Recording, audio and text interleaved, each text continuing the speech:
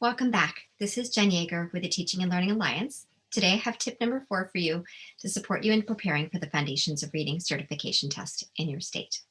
Today's tip is all about understanding the research-based sequence of instruction for teaching phonics. And I want you to know that I chose this tip because, as a reminder, these tips that I'm sharing here on YouTube are just a quick little snapshot of topics that we go into with much more depth in my workshop.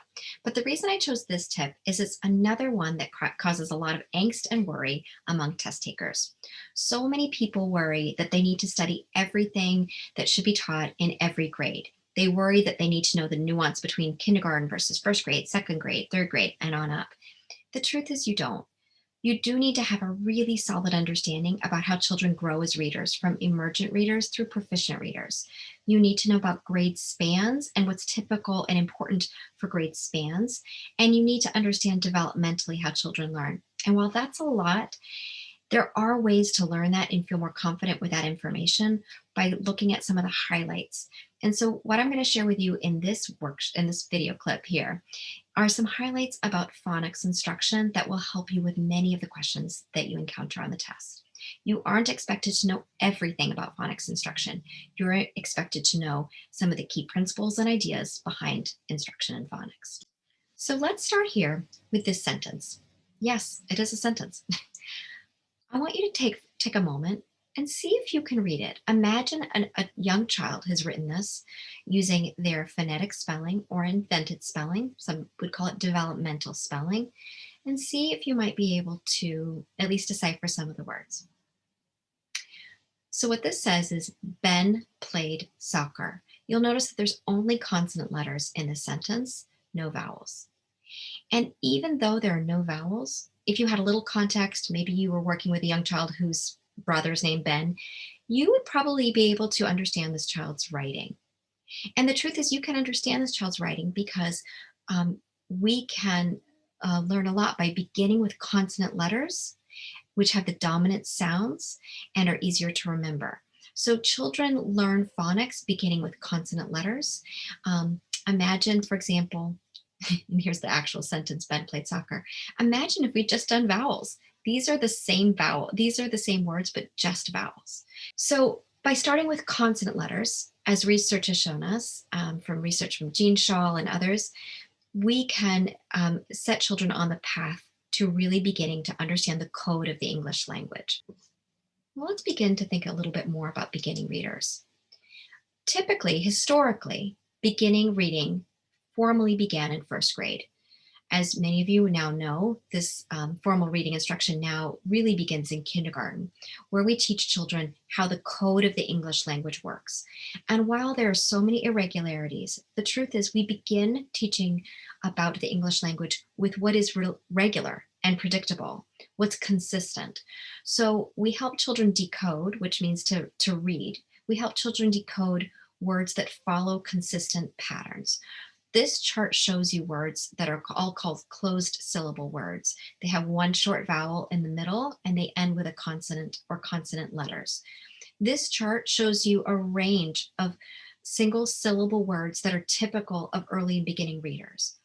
And you'll notice that if children were taught the consonant sounds and then begin instruction with a short vowel such as the short A or short I, that they can quickly learn to read many, many other words. So reading instruction begins with consonant letters followed by short vowels, and then learning single syllable words that follow these patterns.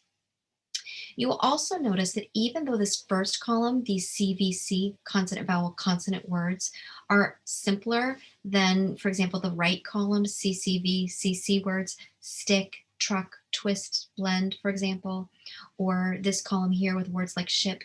What makes these words a little more tricky is that they have consonant blends to consonant letters that come together as a team, or consonant diagraphs where you have two letters that come together to make one sound. Even though these words contain blends and digraphs, they're still consistent. And once you teach children those blends and digraphs, once they know them, they can apply them. And most of the time, when they apply what you've taught them, they can pronounce them accurately. So let's talk now about onset and rhyme. Rhymes are the part of the word that's the vowel to the end in single syllable words. So some examples here are up, at, ape, and ip. And if children can learn these rhymes, also known as word families or phonograms, as a chunk, they will be more efficient in reading these words and more likely to notice these same rhymes and patterns in other words. So in these words, stop, instead of decoding this word letter by letter, such as st, up, we would have children decode this st, up, stop. Or instead of the word cat decoded this way, k, at, we would have children decode it k, at, cat. It's a bit more efficient.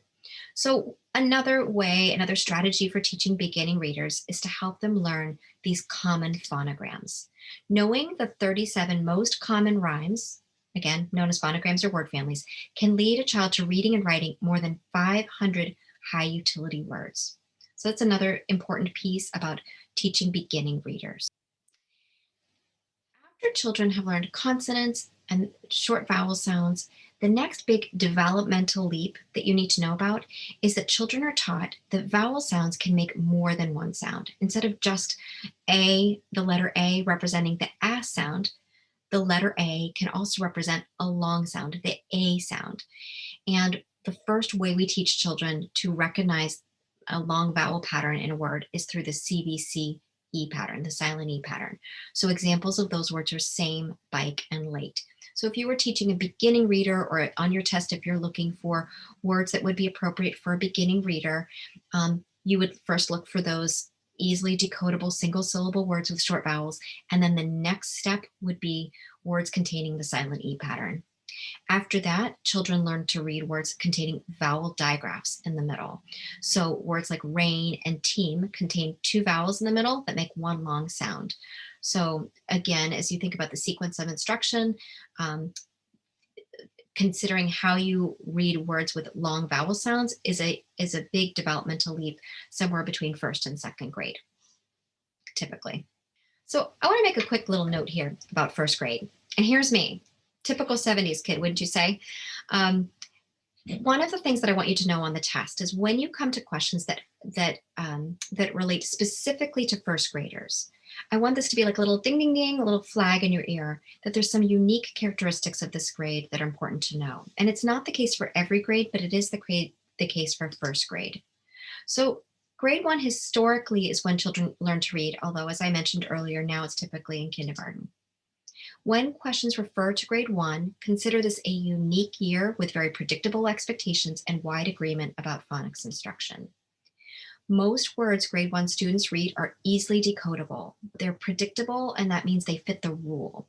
And while we teach children high frequency words or red words or snap words, whatever the lingo is that you use, those are words that need to be memorized, whole words, often because they cannot be sounded out or decoded. The bulk of phonics instruction for first graders and including kindergartners really begins with learning how to read easily decodable words. So once you have moved from the stage of beginning readers, you're now thinking about the new and unique challenges of transitional readers. So typically speaking, second grade and on up. Students at this level begin to see lots of words that are not necessarily in their oral vocabulary. When you see that, I want you to think about words that children naturally speak, that's part of their conversations, and words that they hear. The patterns may be consistent, but the features become more complex, and many words are now multisyllable. The derivation, so where these words come from, may indicate their meaning, their pronunciation, and their spelling. So just notice, for example, this list, this word spoil, for example. The O and the I is not a vowel digraph, although there's two vowels in the middle. You notice it has the OE sound. It's almost like a blended sound. That's called a diphthong. This word place has a soft C. So you have the silent E pattern, but you also have a C that doesn't only make a hard sound like the k sound in cat, but makes a soft sound. So that's something, again, a more sophisticated feature that children learn as they progress in their reading development. This word bright has silent letters. The word shopping, now you have two syllables that come together, and what happens when syllables are combined provides a whole new slew of instructional lessons for children.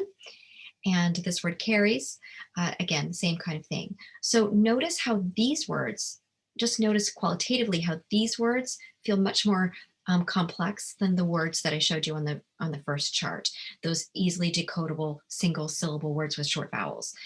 Noticing the difference between those very easily decodable words and these words that have much more sophisticated features will help you notice the difference between beginning readers and those who are more proficient. And I want to share one last thing with you, which is the difference between blends and diagraphs. And again, while I talk a lot more about phonics instruction in my workshop, this is just one more hurdle that I find a lot of people struggle with, is understanding how to remember the difference between those two. So I'm going to show you that on the next slide. So you'll remember in that first chart, when we looked at the CVC words all the way from CVC words all the way through CCVCC words, when you combine consonant letters, consonant teams, they're often either blends or diagraphs. And understanding and remembering the difference in those two terms is important, not only for some of the multiple choice questions, but this also might come up on your open response.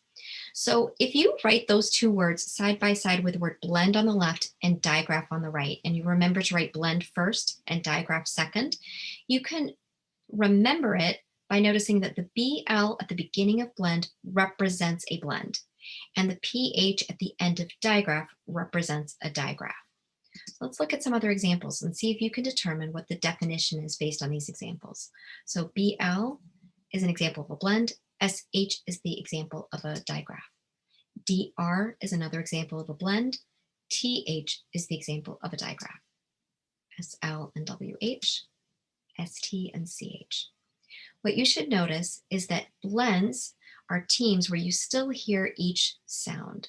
So even though they're combined and you hear them together, if you were to record me and play me back in slow motion, you would still hear each sound in that word blend, or let's say the word was state, state, st, eight. You could still hear each sound.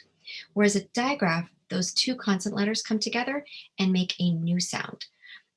So PH makes the F sound, SH makes the sh sound. In the English language, we don't have a symbol for the sh sound. We don't have a symbol for the F sound. Instead, those two letters come together to make one new sound. And you'll see those on the bottom here can be represented in the beginning or ends of words. So just before we end here, I want to mention that in addition to consonant diagraphs, there are also vowel diagraphs, two vowels that make one long sound. So again, the diagraph is two letters that make one new sound. In this case, it's two vowels that make one new sound, and that's the long sound. Examples include AI, OA, EA, and so on. So that's just a quick way to remember those terms. Again, as you study and learn phonics terms to support you not only with the multiple choice, but also with the open response, this is one tip that I hope will help you in that work. Good luck.